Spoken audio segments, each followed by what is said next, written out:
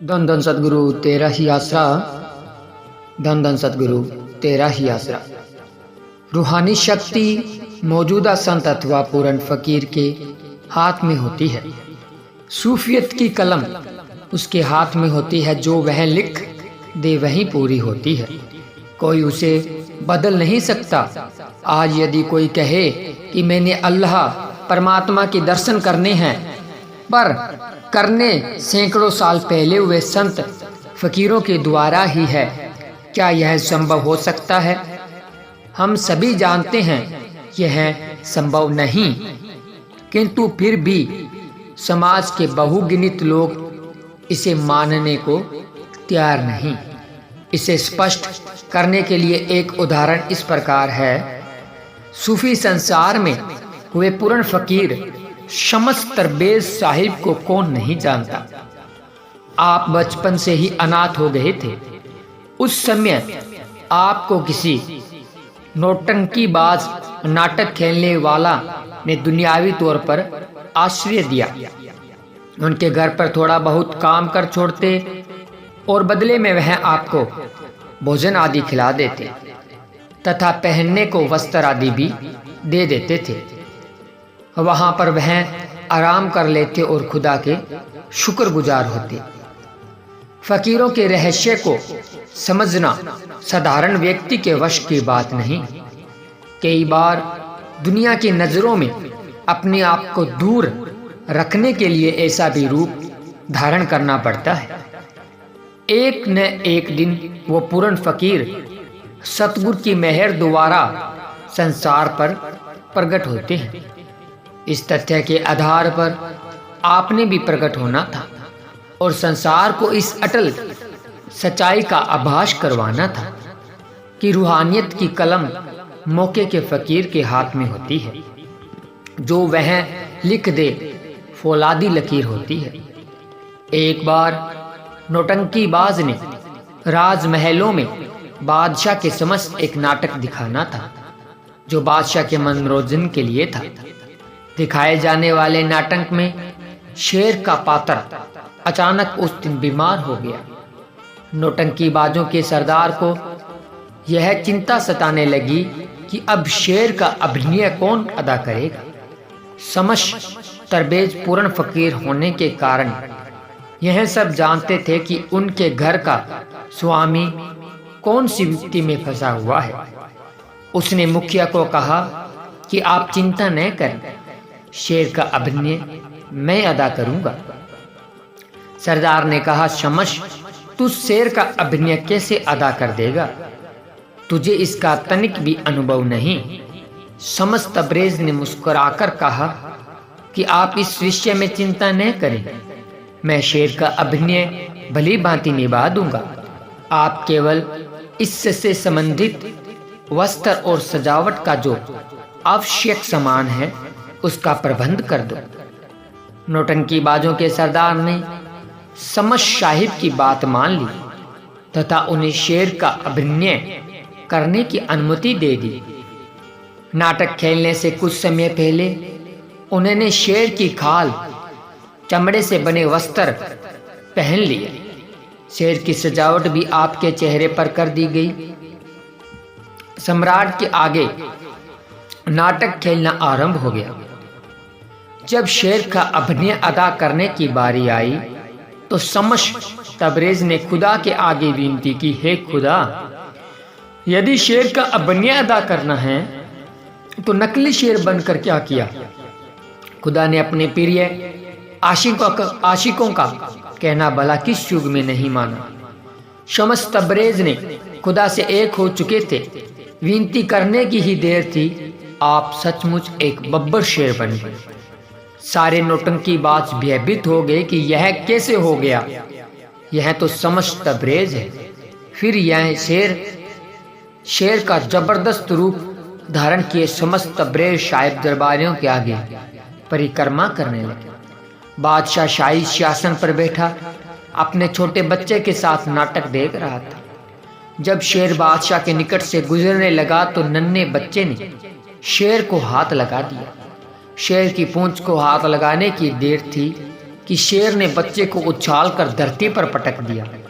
उसी समय ही बच्चे के प्राण निकल गए। बादशाह यह कौतुक देखकर अत्यंत क्रोध में आ गया, जो कि स्वाभाविक था। समस्त दरबारी एवं नौटंकीबाज भय से थर-थर कांपने लगे कि खुदा जाने अब क्या कहर घटित होगा। शम्स तबरेज साहिब ने खुदा के आगे विनय की और आप अपने मनुष्य के वास्तविक रूप में आ गए।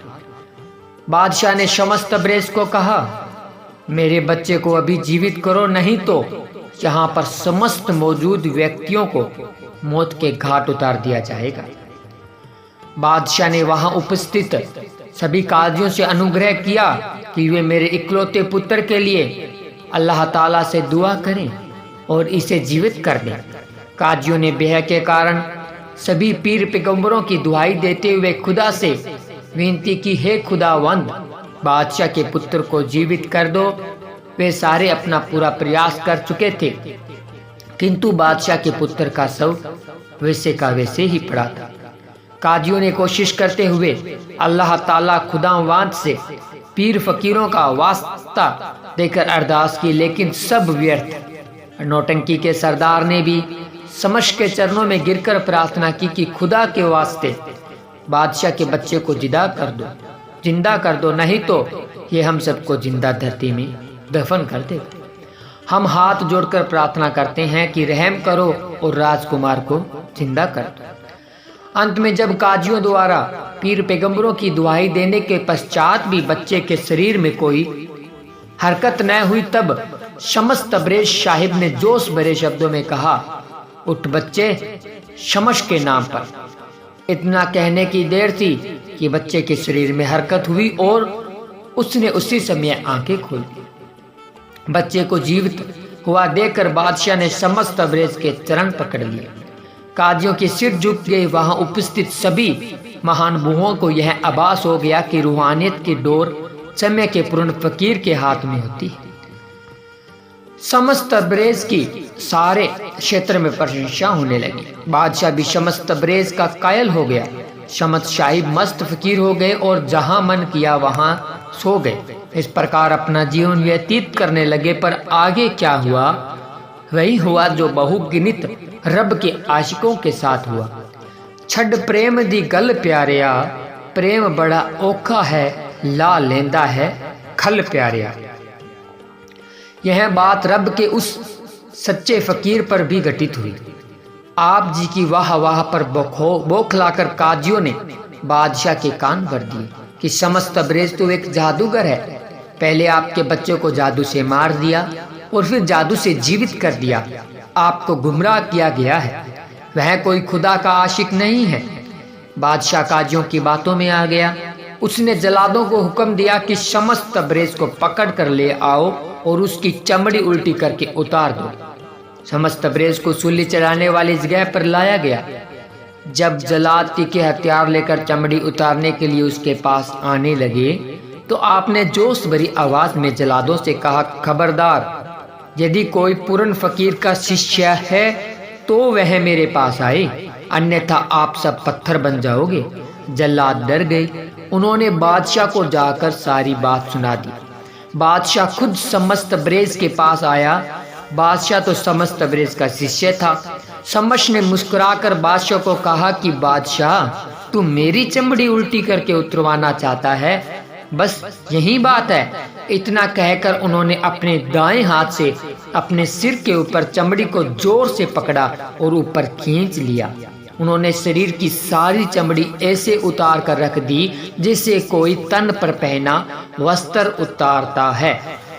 यह दृश्य देखकर बादशाह आश्चर्यचकित हो गया। इस प्रकार खुदा के हकीकी इश्क ने सच्चे आशिक की खुद अपने हाथों चमड़ी उतरवा दी। एक शब्द में आया है, लड़का बादशाह दा मरिया जीवाया सी। लड़का बादशाह दा मरिया जीवाया सी। जोर काजियां भी उठाउण दा लाया सी। शाह शम्स जद भेद उठाया सी। प्रेमी दुखे पुठी खल लुहाउंदे, ओ तेरी किवें अख लग गई। सच्चे प्रेमी ना कदे नहीं अख लाउंदे, ओ तेरी किवें अख लग गई। इस बात से यह सिद्ध होता है कि पूर्ण फकीरों के भेद को कोई नहीं जान सकता। पूर्ण फकीर शम्स तबरेज नौटंकीबाजों के घर एक नौकरी की हैसियत से अपना जीवन व्यतीत करता हुआ लोगों के लिए एक साधारण व्यक्ति दिखाई दे रहा था, किंतु वास्तव में अपने अंदर समस्त खुदाई को छुपाए हुए था।